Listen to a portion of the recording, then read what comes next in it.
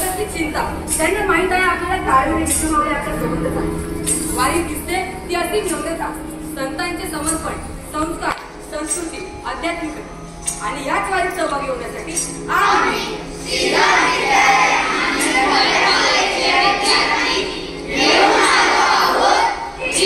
स्वच्छतेची सुंदर नवी मुंबईची